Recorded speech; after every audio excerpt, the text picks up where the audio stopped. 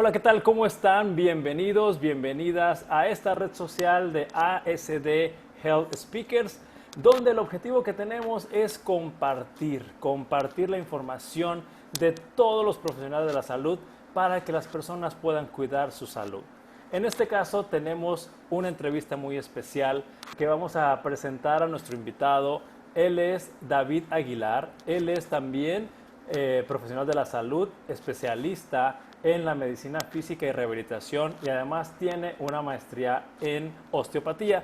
Y vamos a platicar de las consecuencias que tenemos en esta etapa del año 2020, donde estamos haciendo mucho trabajo en casa, no estamos saliendo al exterior de nuestros hogares por las condiciones que nos rodean y también los niños o los estudiantes están teniendo mucha escuela en casa. Así que, David, quisiera preguntarte, ¿cuáles serían las consecuencias a nivel físico de estar muchas horas frente a una pantalla, muchas horas sentado, tanto en escuela, en casa, como en trabajo en casa? Explícanos. Bueno, primero que nada, doctor, muchas gracias por la invitación. Es un gusto estar aquí contigo en esta plática muy interesante que es de importancia para todos.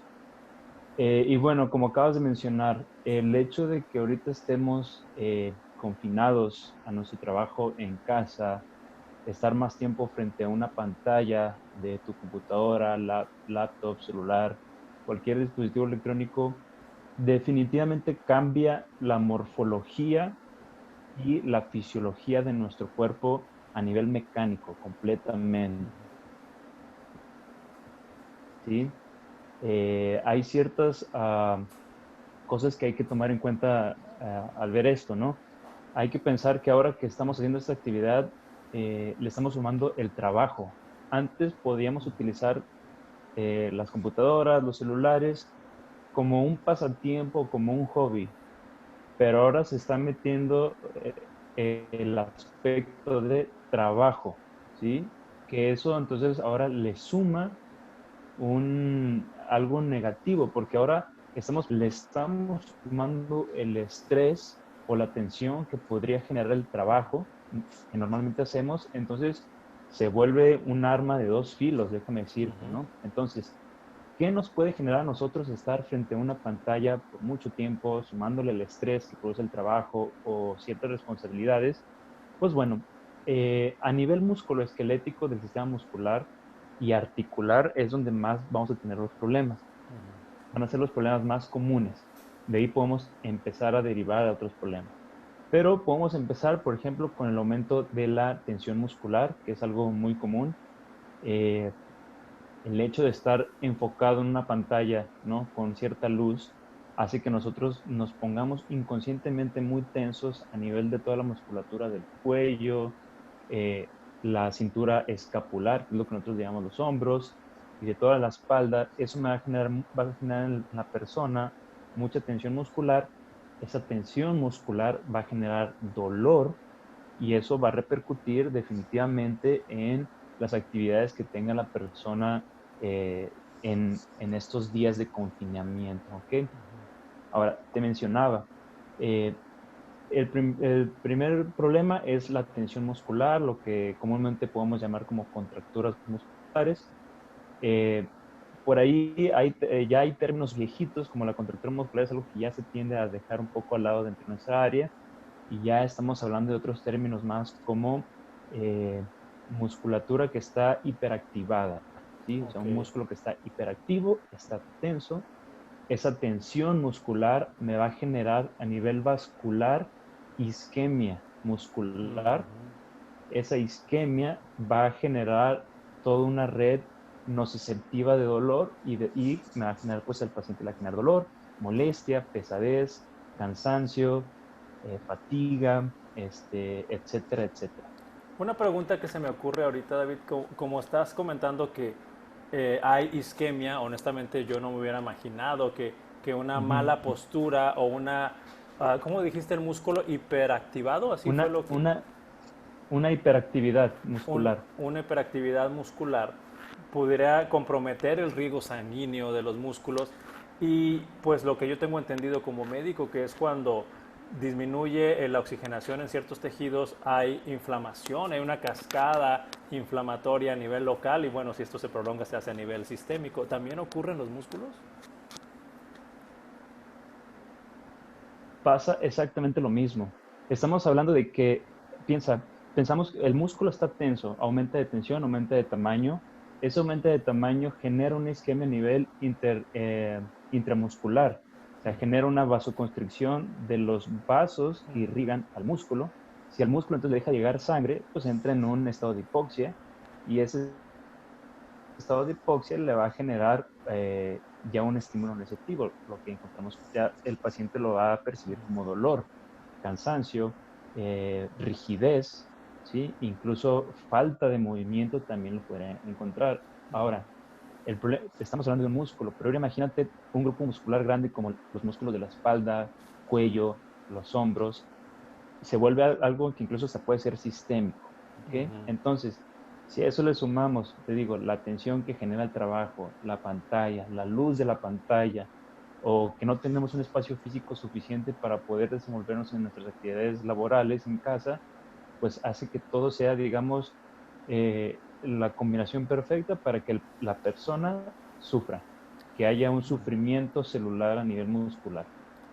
Y yo veo que esto que estás diciendo me resuena mucho en el entendimiento que estoy aprendiendo. Es que además, si estamos en nuestras casas, tanto haciendo actividades académicas como laborales, pues no tenemos un escritorio, no tenemos una silla adecuada para estar muchas horas ahí, o no se diga de repente estar en la cama, en un sillón, todo chueco, o inclusive uno si no es consciente, yo me imagino que, o me pasa, yo me descubro de repente, ahorita voy a simular o me voy así como que A encorvando, encorvar. sí, y esto no lo había tomado en cuenta de que estoy provocando que no le llegue suficiente sangre a mis músculos. Así es. Acabas de mencionar algo importante que es la postura, que ahí entra entonces otro término que es lo que nosotros llamamos como ergonomía, ¿no?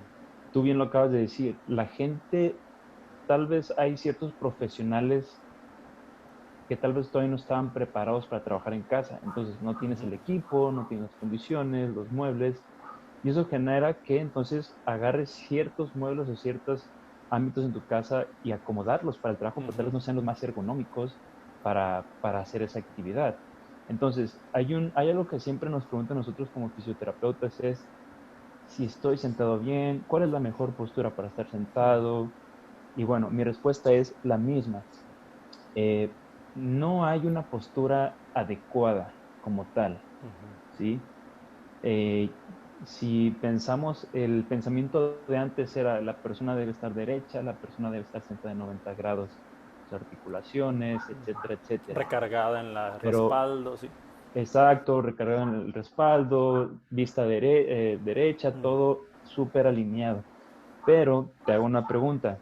Si tú, por ejemplo, yo te acomodo en una posición, entre comillas, perfecta, en 5 o 10 minutos, esa posición va a dejar de ser una posición ergonómica y se va a convertir en una posición patológica, ¿sí?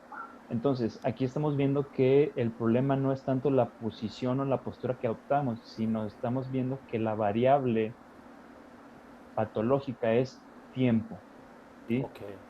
Si la persona se pone en una posición específica, esa posición va después a generar una tensión muscular, porque el músculo y las articulaciones están preparadas para moverse. No está diseñado el cuerpo para mantener ciertos periodos de, ¿cómo le podemos llamar? Co- Hipomovilidad o no Ujú. movimiento, ¿no? Entonces, aquí entonces lo importante es romper esos patrones posturales viciosos, romperlos, o sea, romper el tiempo de eso y cambiar a otros, ¿no? Ahora, definitivamente, claro, hay muebles, hay aditamentos que pueden hacer que nuestra postura sea la más confortable posible.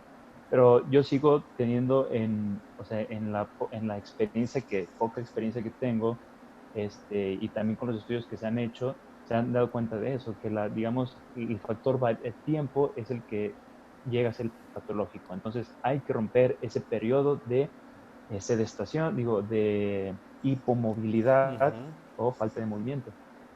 Bien, y tú mencionaste un rango, ¿no? ¿Dijiste 10 minutos o fue un ejemplo? ¿Es lo que se recomienda? Lo que pasa es que, mira, por ejemplo, si yo, por ejemplo, ahorita estoy sentado, te voy a dar un ejemplo muy práctico. Ujú, Estoy sentado, la biomecánica de la posición en sedestación, que es estar sentado, me genera una presión, por ejemplo, a nivel de del hueso isquion, que es un ujú, hueso que tenemos en la pelvis. Me hace presión a nivel de la musculatura pélvica, me va a generar este aumento de la tensión muscular, me va a generar una presión isquémica y volvemos a lo que estábamos hablando al principio. Eso va a depender de cada persona. Hay personas que ujú, pueden ser, dependiendo la condición física que tiene, dependiendo el tipo de fibras musculares que tiene la persona, ujú. es un músculo que se puede adaptar más a la presión o menos. Entonces, si hablamos de tiempo, no hay un tiempo así como por así decirlo de regla que Ujú. debemos romper. Yo, por ejemplo, a las personas cuando trato con personas a nivel ergonómico de trabajo o de su lugar de trabajo, les pido siempre que las posturas mantienen, las rompan por lo menos cada hora. Ok. ¿Sí? O sea, si por ejemplo yo tengo 5 horas de trabajo seguidas y en esas 5 horas siempre mantengo la misma postura, pido que por lo menos cada hora yo rompa ese patrón patológico de postura y convertirnos en otro, agarrar otra posición y esa posición va a tener igual un lapso de tiempo que después me va a generar un problema o que me va a generar tensión muscular. Tengo que romper otra vez ese patrón y empezar con otro. El chiste es moverse. Bien. Ahorita es lo que está en boca de la medicina, es movernos, no estar sentados, estar Ujú. activos. O si vamos a estar sentados activamente. ¿Cómo es esto de estar sentados activamente? A ver, otra vez, explícamelo. Aparte de Por ejemplo, moverte cada hora. sí, bueno, por ejemplo, me dicen, bueno, yo trabajo de oficina, soy secretario, soy secretaria, soy contador, gente que trabaja mucho tiempo en oficina. Entonces te dicen, yo estoy 8 horas sentado viendo la computadora, en mi ordenador, en la laptop, sentado. ¿Qué puedo hacer? No tengo tiempo. Bueno, precisamente es decirle a la persona que si puede organizar su tiempo bien y dejar tiempos donde podamos hacer ejercicio, por ejemplo, estando sentados. Hay muchos ejercicios que podemos trabajar, ejercicios, estiramientos, Ok. movilizaciones que podemos hacer mientras estamos sentados, mientras estamos parados, o romper precisamente esa postura de sedestación y pararnos. Bien. Entonces, para evitar, digamos, quiero recordar el término porque no me es familiar, este músculo otra vez, hiperestimulado, Con hiperactivo. hiperactividad o hiperactivo, Sí. ¿sí? Ujú. Entonces hay que estar Ajá, rompiendo la postura estática frecuentemente con movimiento, estiramiento. Entonces no estaría mal, y quiero ver tu opinión, si periódicamente pues hacemos los rangos de movimiento que la articulación le tocan hacer, o sea, de flexionar, estirar, rotar. ¿Eso sería adecuado? sí, definitivamente. Mm. Lo que pasa es que, mira, hay una frase que me gusta mucho decir que todo en el cuerpo está diseñado para moverse. Si algo en el cuerpo no se mueve, se enferma, se lesiona y se muere. Pensémoslo en cualquier tejido del cuerpo humano, pensemos en el hueso. El hueso es un tejido que, si lo vemos desde lejos, podría decir, bueno, el tejido óseo es un tejido bastante duro, Ujú. pero tiene propiedades dinámicas. Entonces, cualquier tejido en el cuerpo debe y tiene la capacidad de moverse y debe moverse, si no se lesiona, se atrofia y se muere. Entonces, si yo tengo un músculo que está muy tenso, la hipomovilidad, esta falta de movimiento va a hacer que se genere más tensión muscular. Ok. Yo lo que tengo que hacer es moverlo, activarlo, romper esa Ujú. hiperactividad de disfunción que me genera la hipomovilidad, rompiéndola Ujú. con movimiento. Bien. No sé si me entienden. Sí, me quedó muy claro, sí. Entonces, ¿qué es lo que, por ejemplo, nosotros podemos hacer? A mí me gusta decirle mucho a mis pacientes cuando hablamos de esos términos, hablar de los términos que acabamos de mencionar, Ujú. estiramientos y movilizaciones, un poco también de calistecnia, eh, que son las movilizaciones que nos permiten las articulaciones, que nos Ujú. permiten movernos, Ujú. respetando siempre la amplitud de movimiento que la articulación da, ¿no? O Sin fisiológica, forzar, que sin forzar. sin forzar, es Ujú. simplemente el movimiento. Bien, entonces, entendiendo por lo que estamos hablando, ya vimos que los músculos del cuello, la cintura escapular, me imagino la región lumbar y ahorita, por lo que me dijiste, me puse a pensar que hasta la región glútea, dijiste que el músculo por estar soportando tanto peso, pues también empieza a tener, a estar presionado y a tener falta de circulación. Así es. Sí, el cuerpo es, si hablamos del sistema muscular, hay que hablar de algo que también se llama, que no mucha área de la salud no le presta mucha atención, pero es el sistema facial, lo que también podrían llamarse como la aponeurosis. Ok. Eh, Vemos conceptos nuevos como algo que se llama tensegridad. ¿Qué es esto? Mm. Todo en el cuerpo está, eh, todo en el cuerpo está unido. Ujú. Si yo, por ejemplo, te doy un ejemplo muy práctico, si yo hago un estiramiento de mi columna cervical, voy a sentir cómo ese estiramiento no nada más me genera estiramiento a nivel cervical, sino voy a tener igual una sensación Ajá. hasta nivel lumbar, Ujú. porque los músculos se o trabajan como cadenas, que es lo que Ujú. nosotros en nuestra área llamamos cadenas miofaciales, Ok. ¿sí? Entonces, ¿qué me está diciendo esto? Que si yo hago un estiramiento de cuello, estoy también estirando columna lumbar. Y Ok. si yo hago un estiramiento de columna lumbar, estoy estirando a nivel de cervicales. Si yo estoy estirando los músculos de la pelvis, ¿sí? Sí, la pelvis, pues va a tener repercusión en toda la musculatura de mis miembros inferiores. Lo mismo pasa en miembros superiores, etcétera. Pasa en cada parte, en todo el cuerpo, ¿sí? Entonces, vemos al cuerpo como una cadena, vemos a los músculos, perdón, como una cadena de eslabones Ujú. que uno trabaja para el otro y el otro trabaja para el otro. Si una de estas cadenas se ve lesionada o se ve alterada, o como lo que estamos hablando, se ve con tensión, pues vamos a generar toda una cadena muscular en tensión.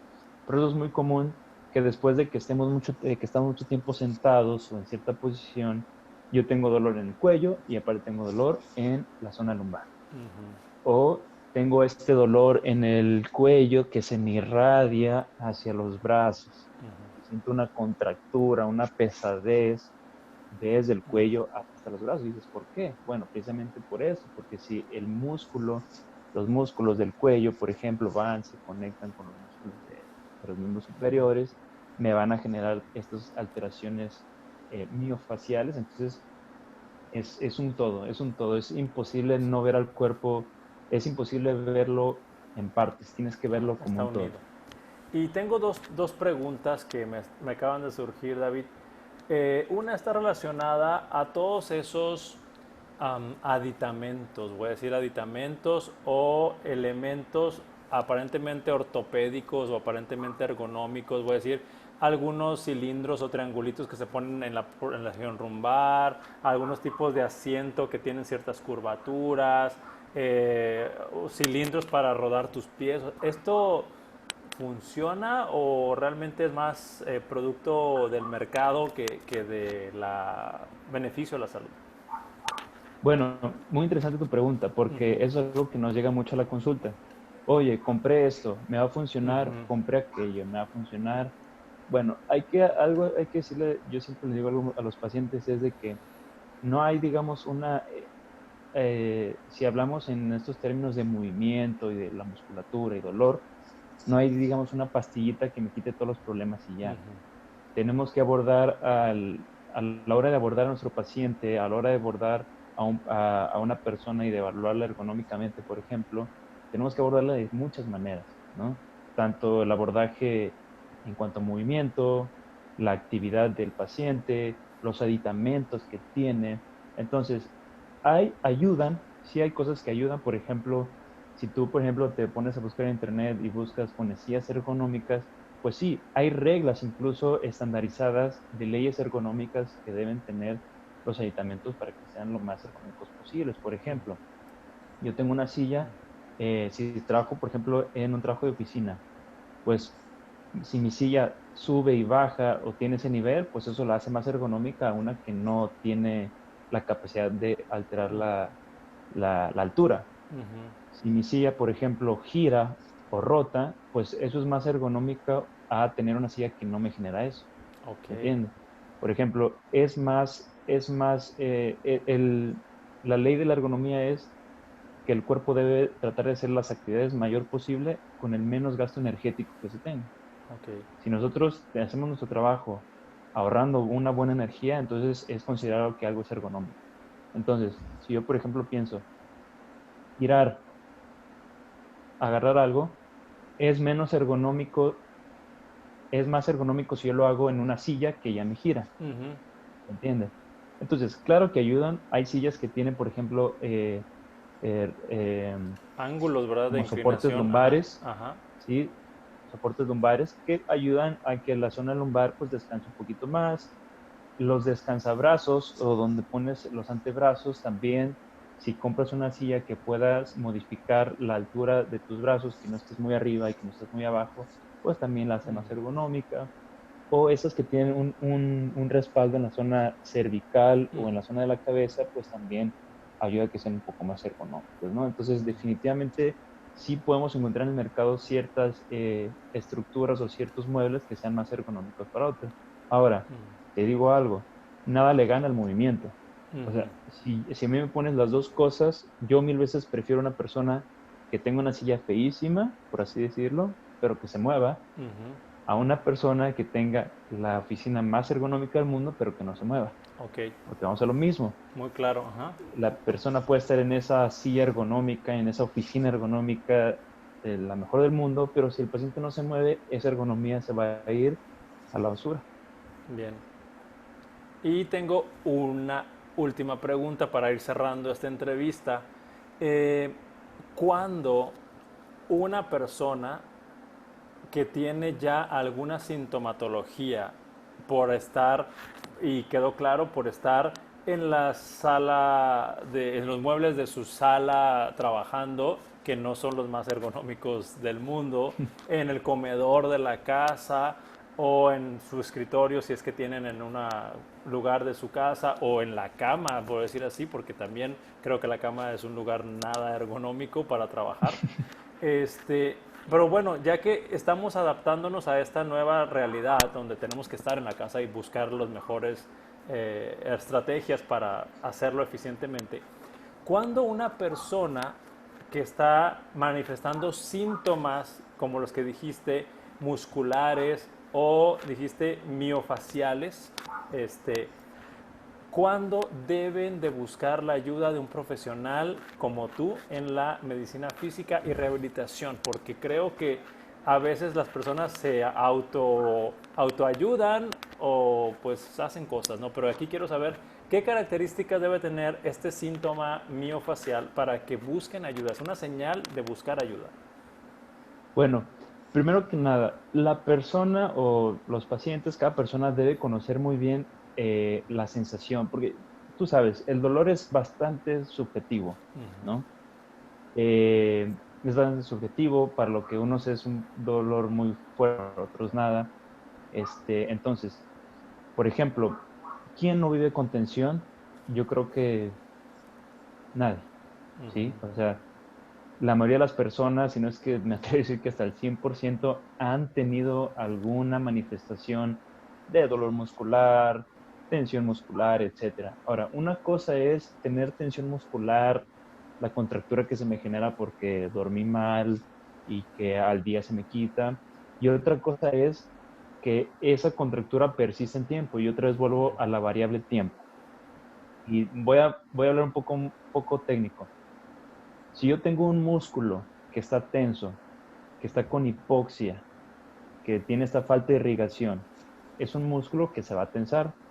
Ese músculo, si está, por así decirlo, sano, debería tener la facilidad de recuperarse, como una cicatriz. Yo me corto la piel, se me forma una costra, esa costra cicatriza, sana. Lo mismo debería pasar en un músculo sano. Si un músculo se tensa o en los deportistas, por ejemplo, tengo un desgarro muscular, pues ese desgarro debería cicatrizar, debería sanar. Ahora, el problema está cuando ese músculo no está sano y esa tensión muscular, esa hiperactividad de la que estábamos hablando, va en tiempo o crece en tiempo, Ok. ¿sí? Entonces, es un músculo entonces, que ya nunca va a descansar de esa tensión muscular y siempre va a vivir en tensión. Entonces, ¿cómo podríamos decir, sabes que estoy ante una tensión muscular normal o estoy ante un problema muscular que me puede generar más problemas? Bueno, la variable tiempo. Ok. Por lo general, cuando alguien tiene dolor, un dolor muscular por tensión, algo común, pues el periodo de latencia de ese dolor, pues tiende a ser como si fuera, lo podemos manejar como un dolor agudo, las primeras 48, 72 horas de lo normal, para que ese músculo sane y vuelva a su morfofisiología normal.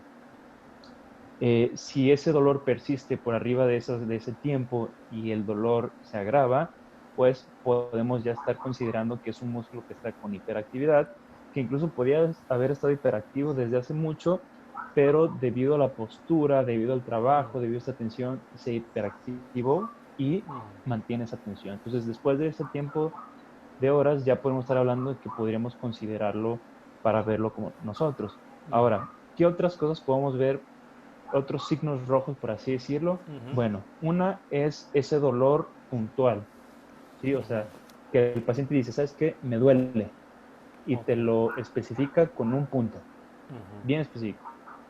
Si ese dolor se irradia hacia otro lugar, hacia el brazo, hacia el cuello, hacia otro lugar, estamos hablando frente a algo que nosotros llamamos como punto gatillo miofacial, Ok. que es lo que clínicamente nosotros, vulgarmente conocemos como contractura.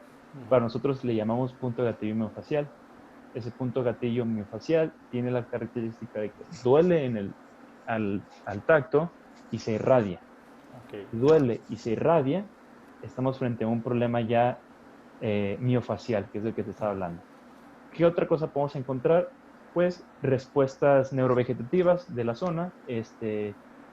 Puede ser personas que en esa zona de dolor eh, no sudan, ¿sí? La piel está más seca, la piel está más seca, incluso a la hora de uno de tocarla hay esta hiperemia, este aumento de enrojecimiento de la piel. Si vemos estos signos clínicos en la zona del dolor, estamos frente a una disfunción muscular, una lesión muscular, disfunción muscular, una disfunción miofacial. Bien, entonces ya me Definitivamente quedó. para eso, perdón. Sí, no, estoy viendo que quedó muy claro los datos de los focos rojos, como tú mencionaste. Sí, exacto. Y para esto, si un paciente me viene así, ya es un paciente que ya, o sea, sí lo debemos tratar para que el dolor no aumente. ¿Qué pasa si el paciente o si la persona no le hace caso a estos foquitos, estas banderas, por así decirlo? Pues va a llegar el momento en que va a ser un músculo que va a generar mucho dolor, va a ser un músculo que se puede fibrosar, Ok. que puede generar más puntos gatillo, más dolor. Hay una disminución del movimiento, o sea, fisiológico del muscular, y pues llega un momento en que ya la persona deja de mover esa parte del cuerpo, deja de utilizar ese músculo. Ahora, el problema es si ese músculo deja de trabajar, ya va a haber otro músculo que va a tener que trabajar por ese músculo que no Ok. está trabajado. Entonces es como si se estuvieran contagiando. Ahí va la Un cadena, sí músculo, me imaginé. exacto, Ajá. la cadena. Si un músculo deja de trabajar o deja de hacer su función, el otro músculo de esa misma cadena va a tener que trabajar el doble y después se va a tensar y vamos a empezar con este ciclo otra vez, de lo que acabamos de hablar. Y si ese se enferma, el otro y el otro y el otro y el otro.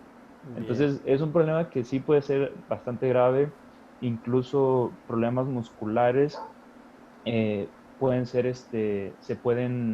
ya hay muchas investigaciones que están hablando sobre dolor muscular de origen visceral.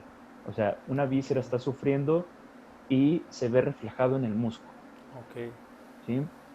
Entonces, ya es algo que incluso hasta, fíjate, a mí me han llegado pacientes con dolores en la zona alta de la espalda, ¿sí? En la zona alta de la espalda.